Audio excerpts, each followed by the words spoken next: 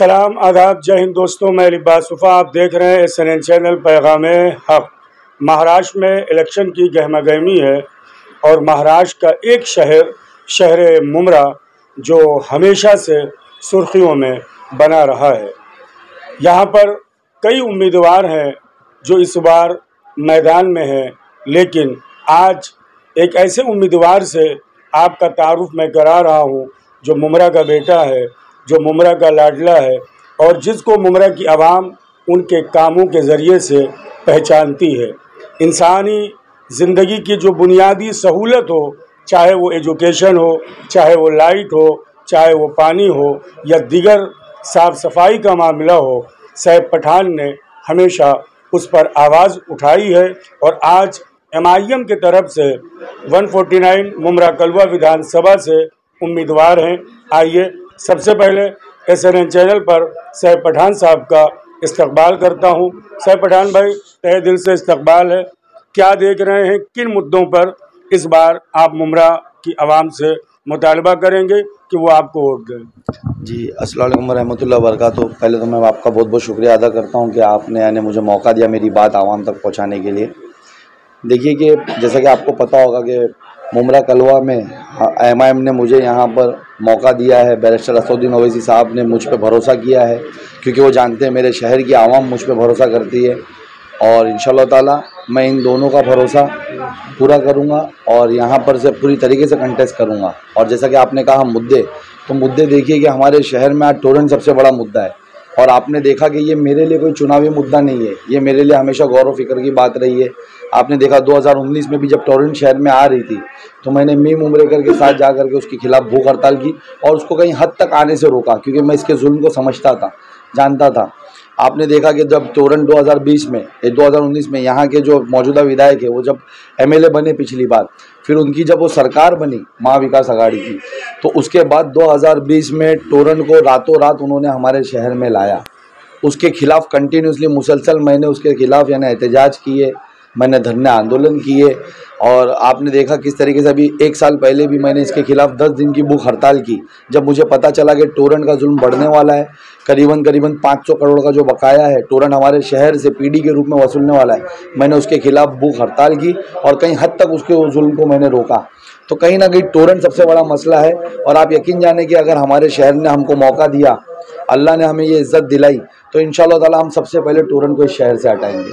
उसके बाद तालीमी इदारों को हम शहर में कोशिश करेंगे कि हम कितने ज़्यादा यहाँ पर म्युनिसिपल कॉरपोरेशंस की तरफ से स्कूल्स ला सके, कॉलेज ला सके और किस तरीके से हमारे शहर के बच्चों को तालीम फ्री दिला सके, हम उस पर काम करेंगे इंशाअल्लाह ताला। क्योंकि हमारा मशरा पढ़ेगा तभी आगे बढ़ेगा।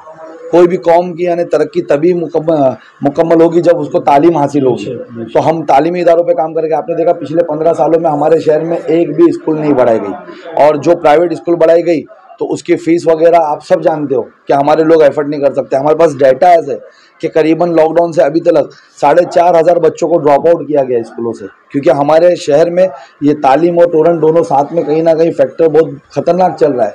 हमारे शहर में आज हमारे लोगों के पास एवरेज यानी 2 से 4 बच्चों का रहता ही है घर के अंदर।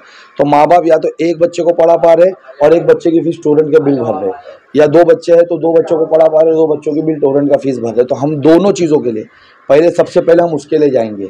हम फिर कोशिश करेंगे कि हम हेल्थ के लिए क्या कर सके, मोहल्ले में किस तरीके से हम क्लिनिक जो म्युनिसिपल कॉरपोरेशन की तरफ से होना चाहिए वो कैसे ला सके।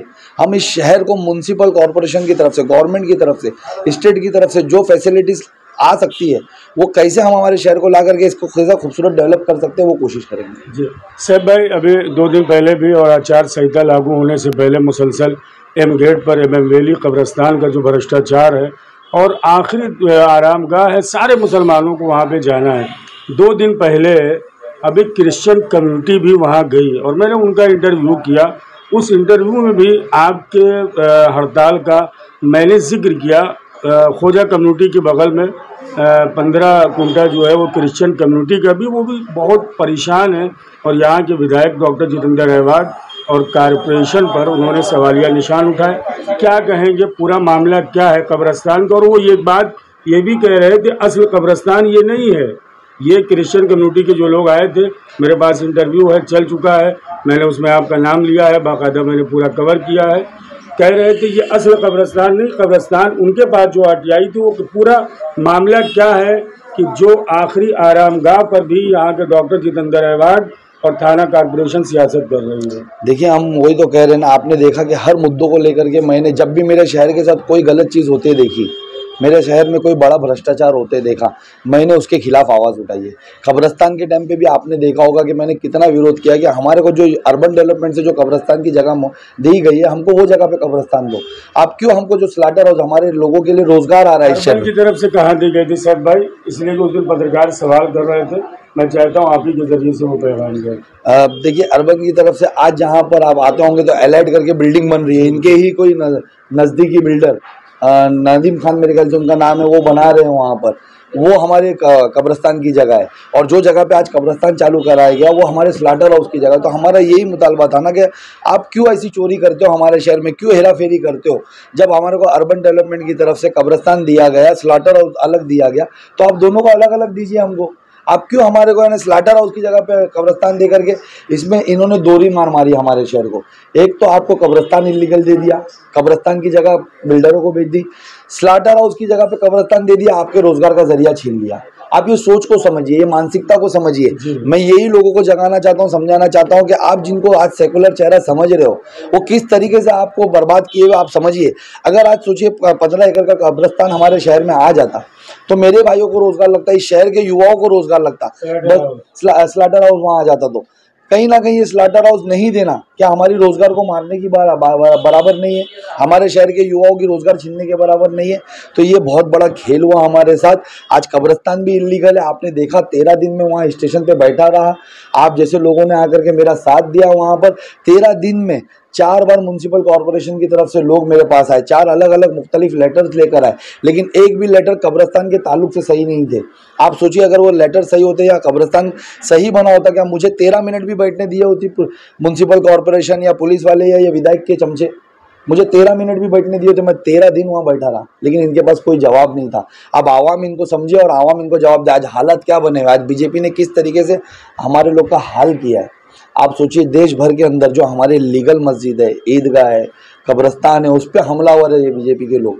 तो क्या अकल हमारे लोग आज देख रहे नहीं किस तरीके से बीजेपी अपने पैर फैलाने की कोशिश कर रही है हमारे शहर में, किस तरीके से एक मुस्लिम कैंडिडेट को आगे करके इलेक्शन कंटेस्ट करने की कोशिश कर रही है। कल ऐसा ना हो कि अल्लाह ना करे कि इख्तियार में आ जाए, इनके पास पावर आ जाए, तो क्या कब्रिस्तान छोड़ेंगे?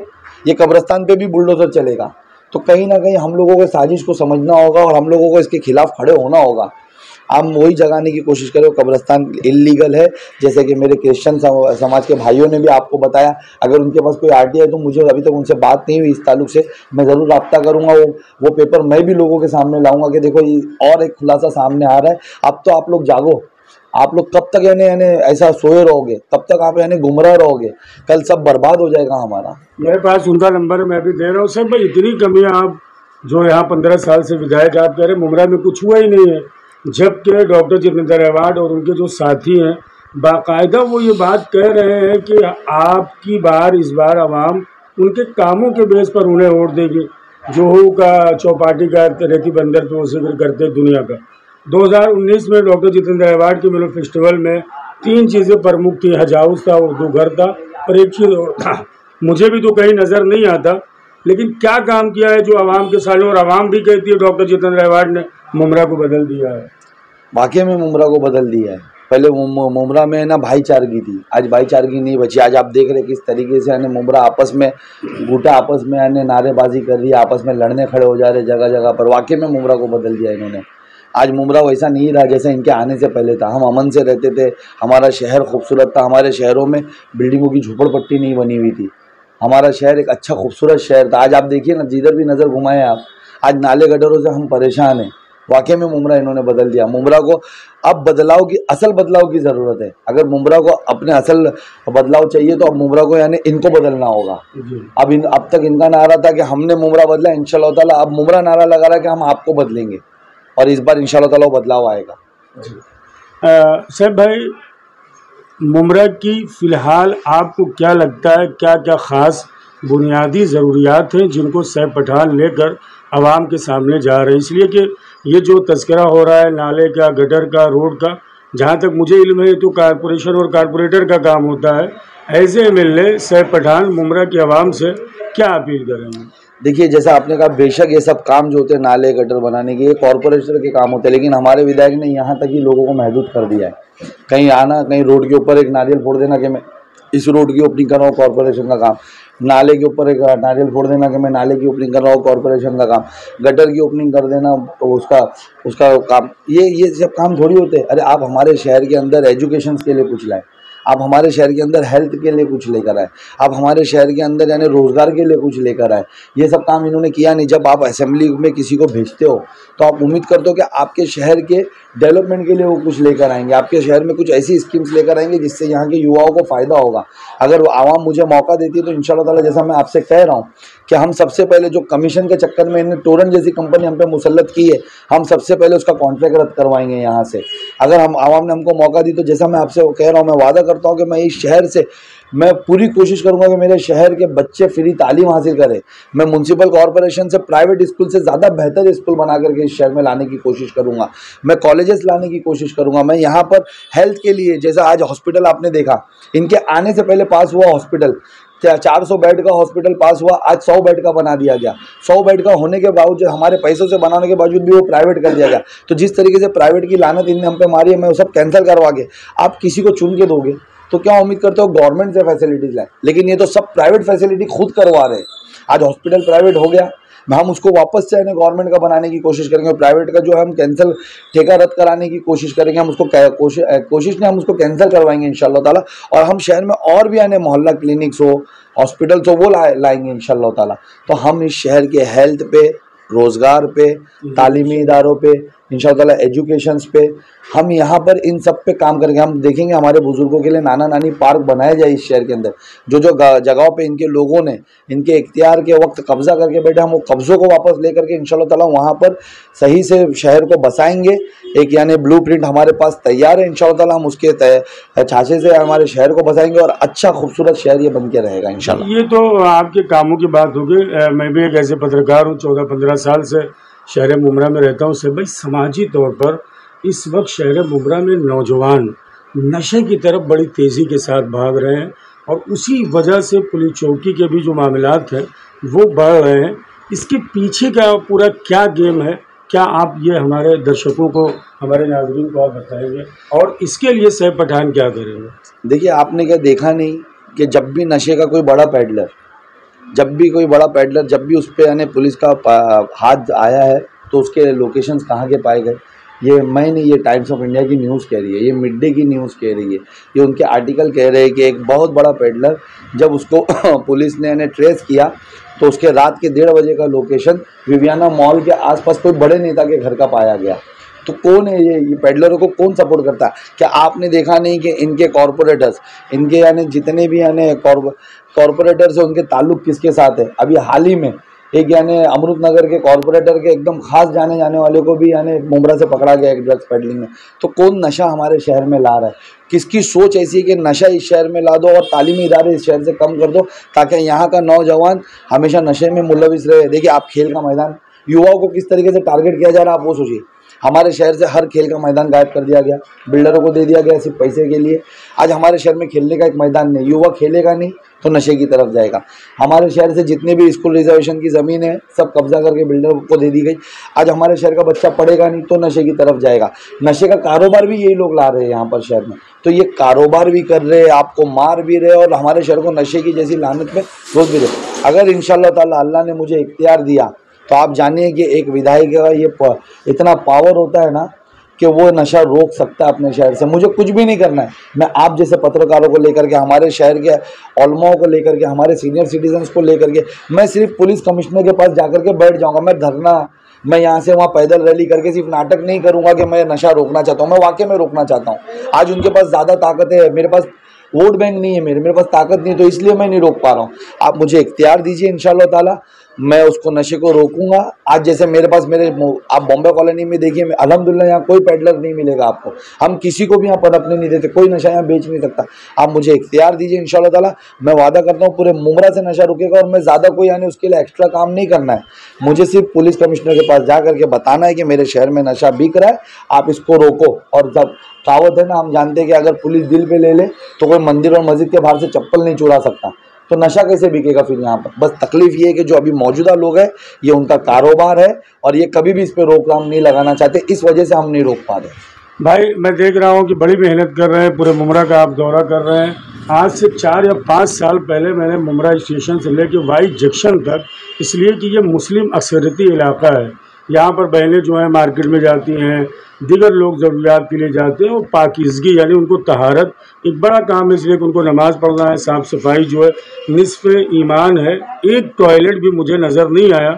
और अभी जो मेरी खबर है, मेरे पास जो रिपोर्ट है, टॉयलेट कुछ कारपोरेशन की तरफ से वो डिब्बा आया, लेकिन आज वो चर्सियों का अड्डा बना हुआ है। इस हवाले से आप क्या कहेंगे, जबकि यहाँ पर जो बरसर इक़्तिदार MLA साहब हैं वो इस तरह से ऐसा लग रहा है, बातें करते हैं कि इन्होंने मुमरा को शंघाई बना दिया है। जी अभी मैं क्या बोलूँ, देखिए मैं आवाम को अभी क्या मैसेज दूँ। आप जैसा आपने कहा, ये बहुत फिक्र की बात है। आज हमारे शहर में एक टॉयलेट जैसी चीज़, तो आप भी गौर कर रहे हो? मैं सब चीज़ों पे मैं गौर कर रहा हूँ भाई, मैं हर चीज़ों के लिए आवाज़ उठा रहा हूँ, मुझे समझ में आता है।